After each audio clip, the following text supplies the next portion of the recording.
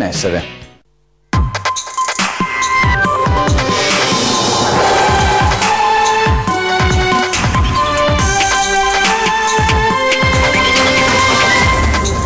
Ormai guerra aperta tra governo e regione sull'applicazione del decreto di obbligo vaccinale. Dopo l'annuncio della moratoria di 2 anni per i bimbi da 0 a 6 anni, Roma pronta al ricorso al TAR. Il ministro Lorenzin, sospensione irresponsabile. Stanno attaccando la migliore sanità d'Italia, si preoccupino delle regioni dove non vaccinano. Il contrattacco del governatore del Veneto che conferma andiamo avanti, l'obbligo crea solo abbandono vaccinale. Shock per la morte della piccola Sofia Zago, 4 anni appena, residente a Trento.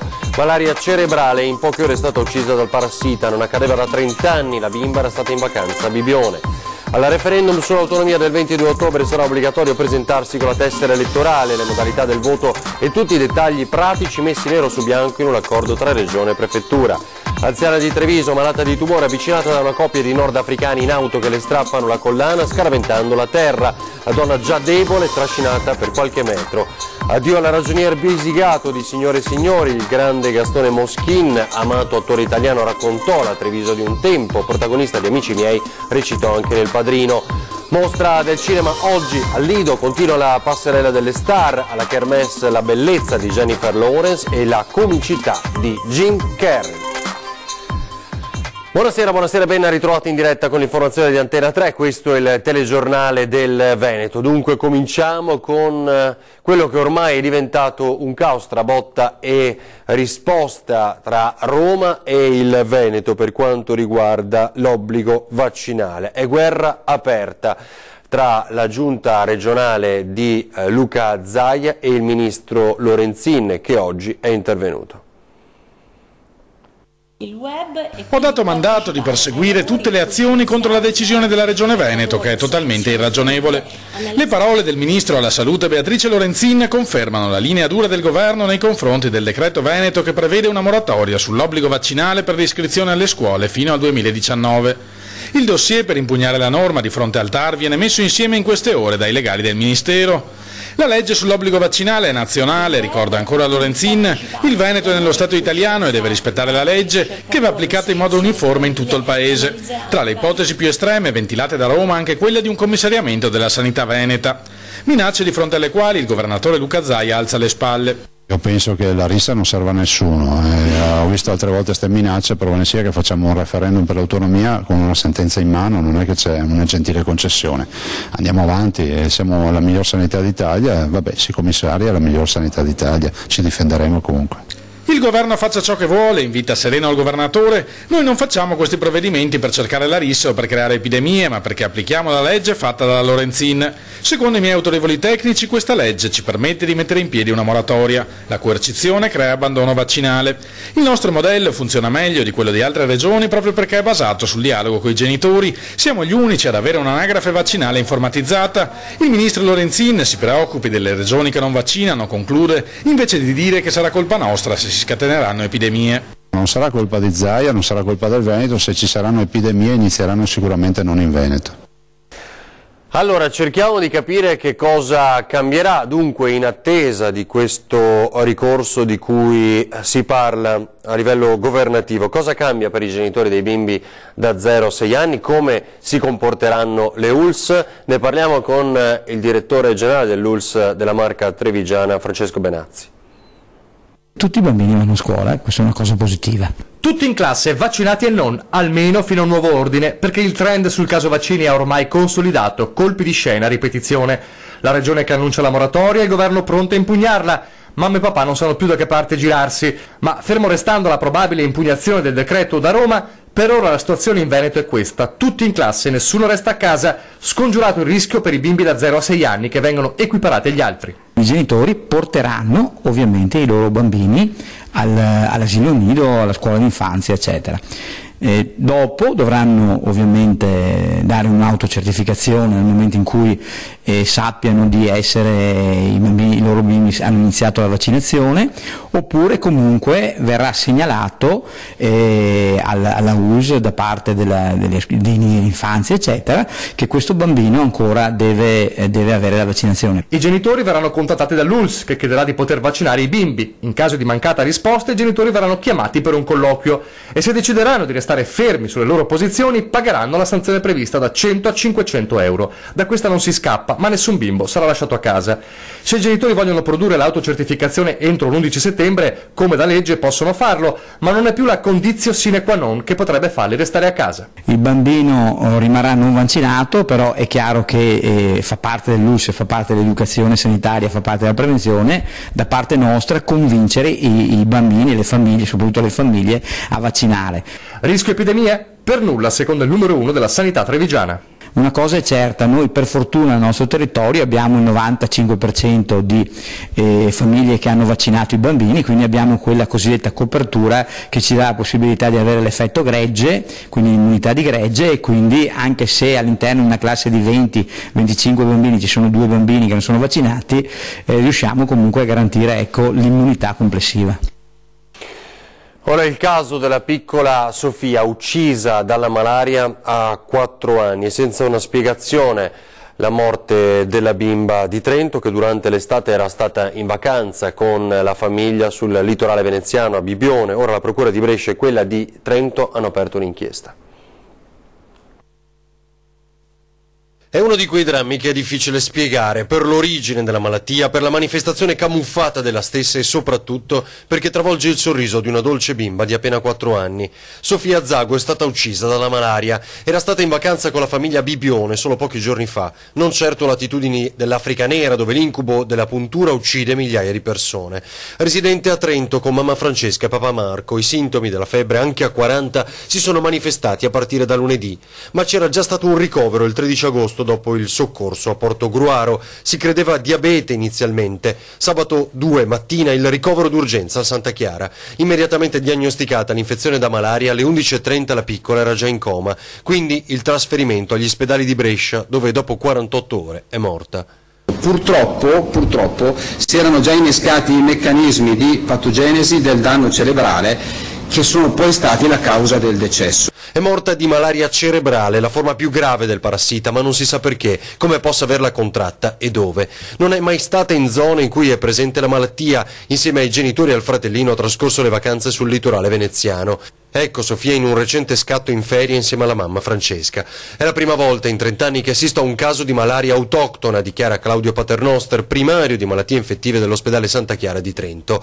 Intanto, proprio negli ospedali di Trento e Brescia è già partita la disinfestazione. Sofia è morta nella notte tra domenica e lunedì. Papà Marco e mamma Francesca sono sconvolti da un dolore che non riescono a spiegare.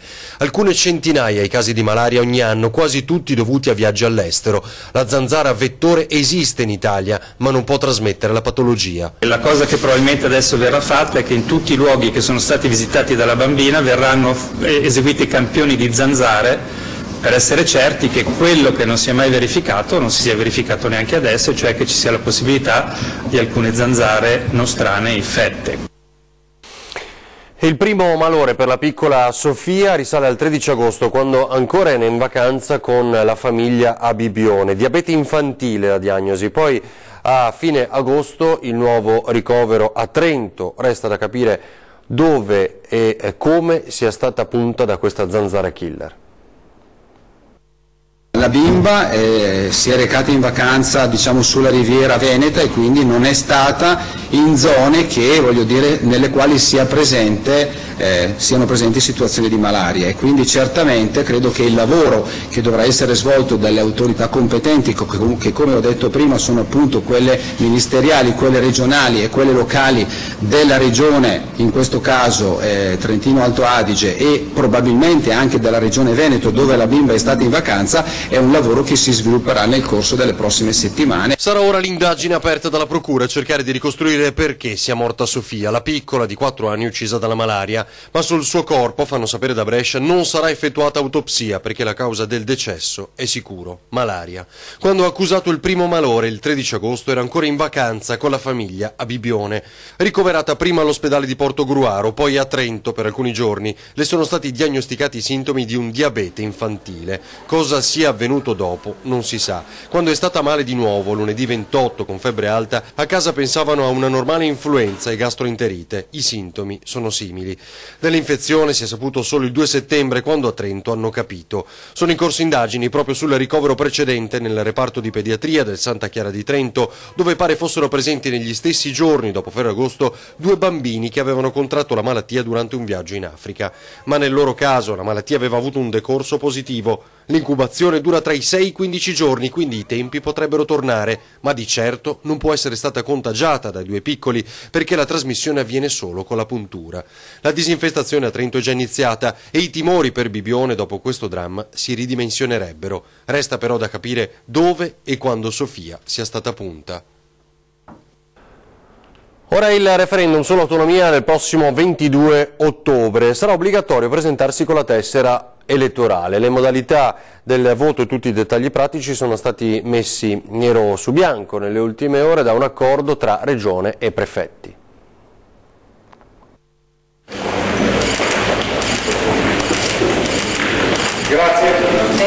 Il governatore Luca Zaia e i prefetti delle 7 province venete hanno firmato a Palazzo Balbi l'intesa che definisce le rispettive competenze e attività per lo svolgimento del referendum sull'autonomia del 22 ottobre.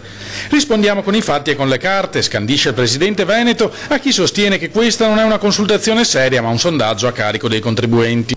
Non è un sondaggione, però vuol dire che i 7 prefetti del Veneto hanno firmato, si è firmato, quindi ringrazio per questa collaborazione, tutta una serie di attività che faremo assieme e sono adempimenti, ad esempio la gestione dell'ordine pubblico ai seggi, la disponibilità delle sedi scolastiche per fare il referendum, l'apertura dei municipi il giorno del referendum e molto altro ancora. Chiarito anche il dubbio sulla tessera elettorale che sarà obbligatorio portare con sé al seggio, contrariamente a quanto trapelato nei giorni scorsi da alcune illazioni, anche se il timbro della votazione verrà fatto altrove. Diciamo ai cittadini, altra polemica inutile, che dovranno presentarsi con la tessera elettorale. È bene ricordare che i cittadini dovranno presentarsi con la tessera elettorale e poi verrà rilasciata una ricevuta dell'avvenuto voto. Poco plausibile, a meno di un miracolo, l'Election Day col referendum sulla separazione di Mestre e Venezia o con quello sull'autonomia di Belluno. Tra 48 ore scadranno infatti i termini di legge per alcuni adempimenti obbligatori. Ma Zaia garantisce che il sipario non è calato su queste consultazioni che si potranno realizzare in un futuro. La parola passa ora ai veneti. Se dalle urne non uscirà un risultato chiaro in favore dell'autonomia, assicura il governatore, sarà il primo a cestinare questo tema. Se 1 su 2 se ne sta a casa e non vota, vuol dire che non è prioritario parlare di autonomia in Veneto, ne dobbiamo prendere atto, qui nessuno si innamora delle cause, la verità è che io ci credo fino in fondo all'autonomia, però rispetto anche il parere di 5 milioni di veneti che dovranno decidere se ci credono oppure no. Ora a Treviso, per la cronaca, aggredita e gettata a terra una 74enne malata di tumore, rischia di finire sotto le ruote della macchina, tutto per rubarle una collanina. La paura e la disperazione della signora che racconta ai nostri microfoni: per me era importante quella collanina, non la toglievo mai.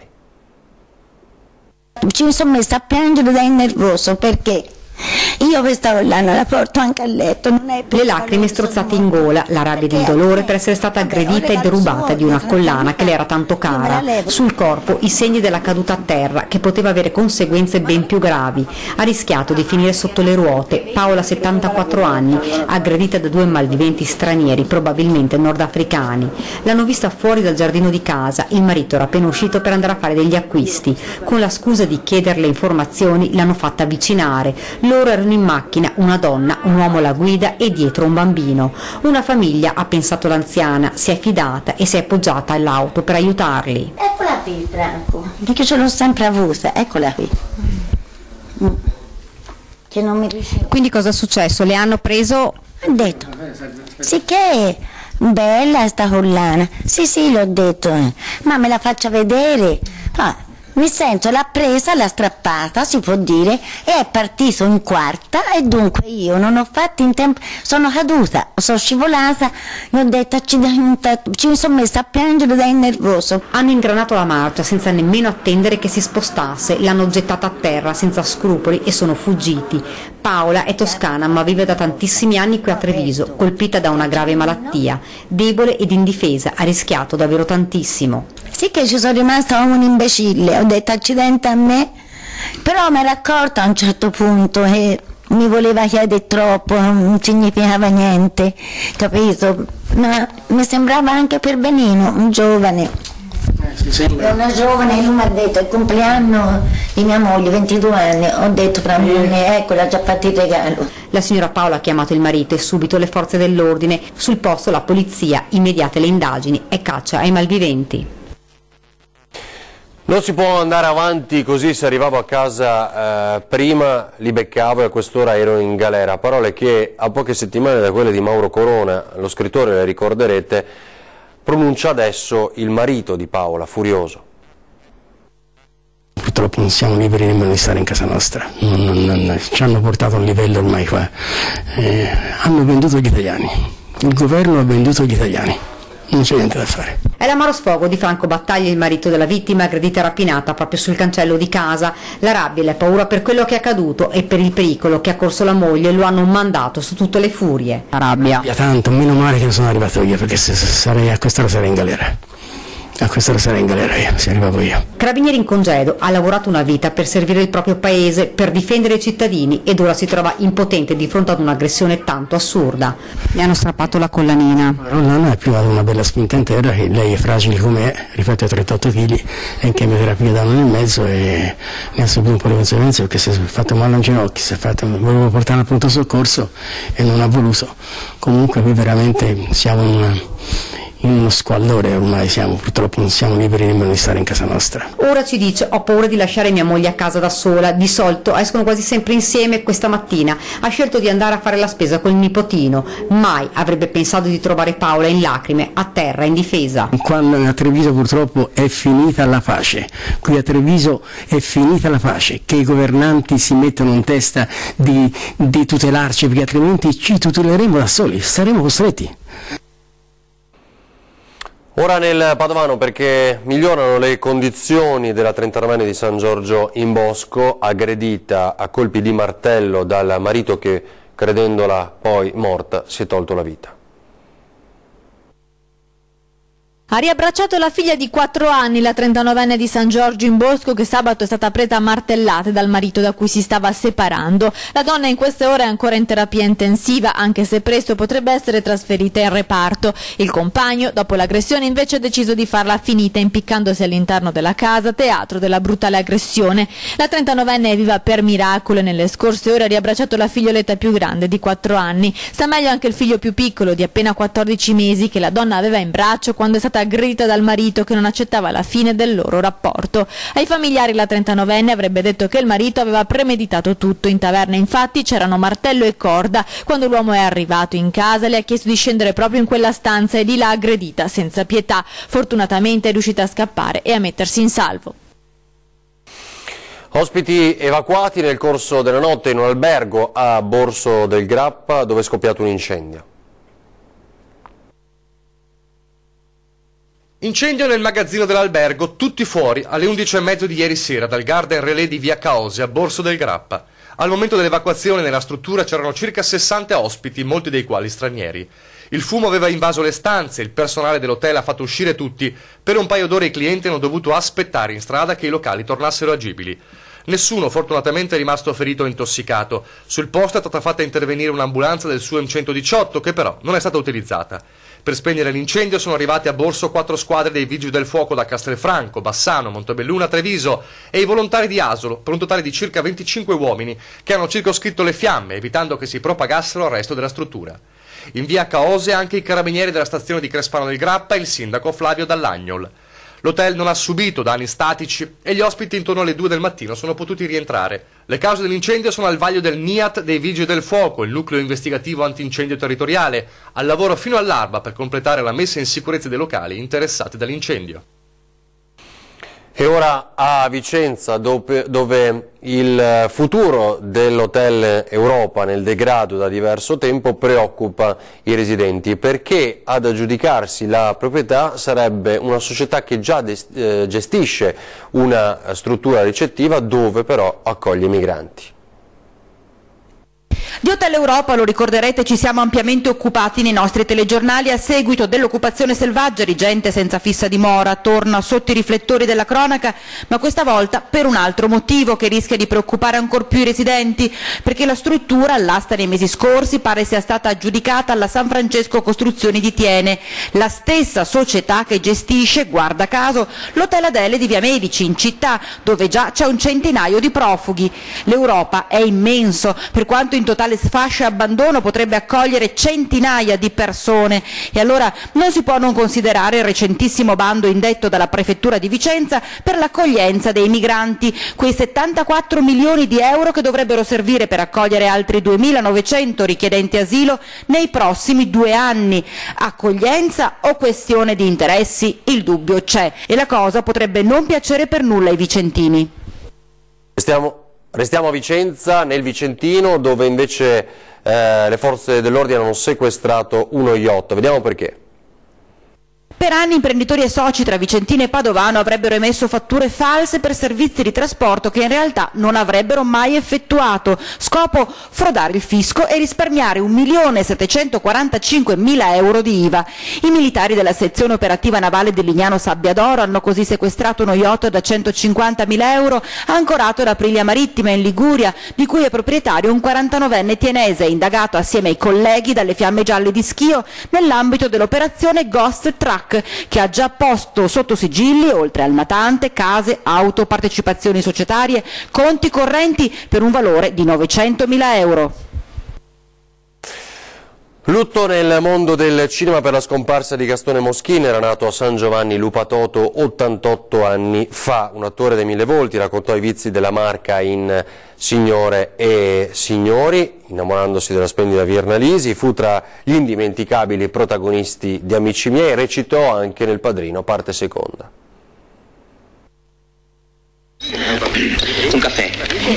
Troppi caffè le faranno male, ragioniere. Grazie del suo interessamento, signorina Milena. Noi ci teniamo alla salute dei clienti. Brava, brava. Il ragionier Bisigato è quella Treviso che non c'è più, o forse per alcuni versi c'è ancora. Vizi e pettegolezzi, facciate rispettabili, segreti inconfessabili filtrati dal sorriso della commedia. Gastone Moschin quella Treviso e quel Veneto li aveva raccontati benissimo grazie al capolavoro di Pietro Germi, Signore e Signori, e a un cast di colleghi straordinari, da Virnalisi ad Alberto Lionello. Un signore del cinema e del teatro italiani, Gastone Moschin, morto ieri a Terni all'età di 88 anni. Cognome che tradiva origini venete, e infatti era veronese di nascita, i natali a San Giovanni Lupatoto nel 1929, ma una vita professionale che l'aveva portato in tutta Italia. Gli inizi a teatro negli anni 50, a Genova, Milano e Torino, e l'avventura del cinema nei primi anni 60. Era stata la Marca ad imporlo come attore di commedia. Scommetto che non beva un altro caffè. Così sarebbero 7 stamattina. Da quel momento, 1966, la carriera di Moschin non si era più fermata. Attore brillante ma capace di svolte drammatiche e dure, come il violento Ugo Piazza di Milano Calibro 9, o come quando tenne testa a Robert De Niro Il Padrino parte seconda nei panni del malavitoso Fanucci. Se uno è che li picciotte cadeno un pelo dinto stomaco. Il resto però me lo porti prima stasera. Fino all'incontro con l'architetto Rambaldo Melandri di Amici miei, il ruolo che l'aveva consacrato definitivamente. Tu hai clacsonato? Io no. Ah sì, ho appoggiato appena il gomito. È un clacson sensibilissimo. Basta toccarlo, vede? Anche col gomito. Un attore a tutto tondo, un signore del palcoscenico, un artista dalle mille maschere, a partire dal ragionier Bisigato, in quella piazza dei signori consegnata alla storia del cinema italiano. Passavo di qua per caso, l'ho vista e mi sono detto: oh, guarda la signorina Milena. E ora, a proposito di cinema, andiamo a Venezia per la 74esima mostra. È stato il giorno della splendida Jennifer Lawrence e della comicità di Jim Carrey.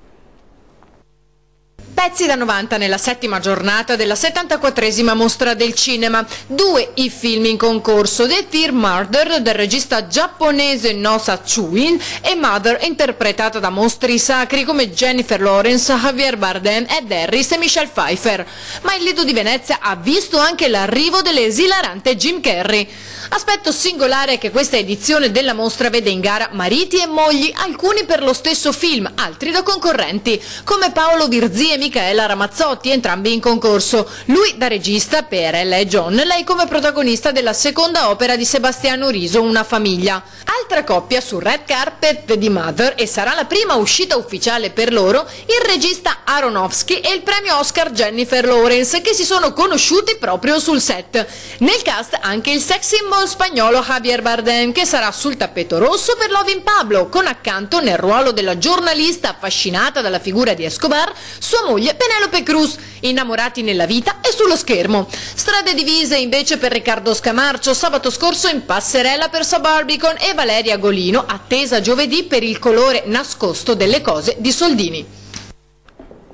Adesso una storia che invece arriva dal Padovano. Maiali in fuga, soltanto per alcuni minuti sono riusciti ad assaporare la libertà, caduti dal camion che li stava portando al macello.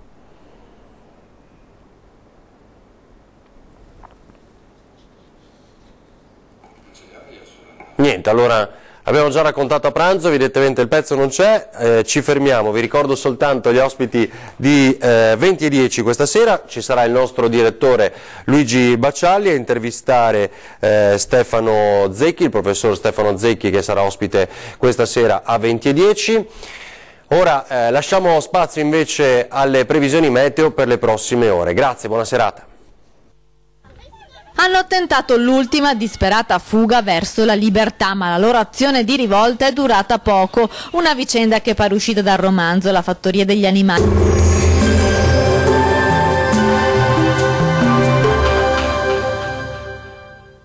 Locali disturbi sulle nostre regioni, specie sui monti. Sulle pianure invece prevale il bel tempo. Vediamo il dettaglio. Sul Veneto un cielo più nuvoloso interesserà i settori montuosi del Vicentino e anche il Bellunese, zone dove sono attese alcune precipitazioni, localmente anche temporalesche. Cielo poco o parzialmente nuvoloso altrove. Temperature massime comprese tra i 23 e i 29 gradi, minime attese tra i 13 e i 18 gradi circa. Spostiamoci ora sul Friuli Venezia Giulia, tempo più compromesso sull'Udinese più settentrionale, dove sono attesi anche dei temporali, specie al pomeriggio. Sul resto del territorio prevale il bel tempo. Temperature massime tra i 24 e i 27 gradi, valori notturni sui 12-16 gradi circa.